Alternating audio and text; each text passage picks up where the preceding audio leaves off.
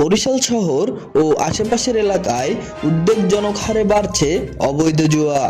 Card পাশা ও online betting এর মাধ্যমে এই জুয়ার নেশা নীরবে গ্রাস করছে সমাজের বিভিন্ন স্তরের মানুষকে। এতে প্রতিদিন সর্বশান্ত হচ্ছে বহু পরিবার। স্থানীয় সূত্রে জানা গেছে, জুয়ার প্রতি আসক্ত হয়ে পড়েছে স্কুল কলেজ পড়ুয়া তরুণরাও। মোবাইল ফোনের মাধ্যমে সহজেই জুয়ায় জড়িয়ে পড়ায় পড়াশোনা থেকে মুখ ফিরিয়ে নিচ্ছে তারা।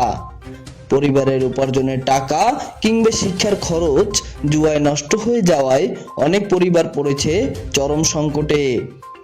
জুয়ার ক্ষতিকর প্রভাব শুধু অর্থনৈতিক ক্ষতিতেই সীমাবদ্ধ নেই, পরিবারে সৃষ্টি হচ্ছে মারাত্মক অশান্তি, বাড়ছে দারিদ্র্য ও মানসিক চাপ।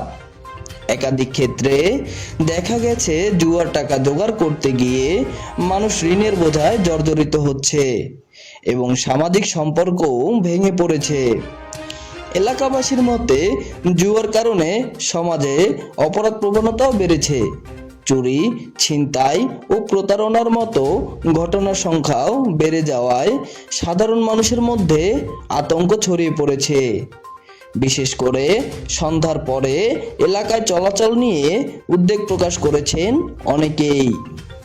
সচেতন নাগরিকরা বলেছেন, জুয়া একটি নীরব ঘাতকের মতো। আজ যদি এই ক্ষতিকর প্রবণতা রোধ না করা যায়, তাহলে ভবিষ্যৎ প্রজন্মের জন্য এর পরিণতি হতে পারে খুবই ভয়াবহ।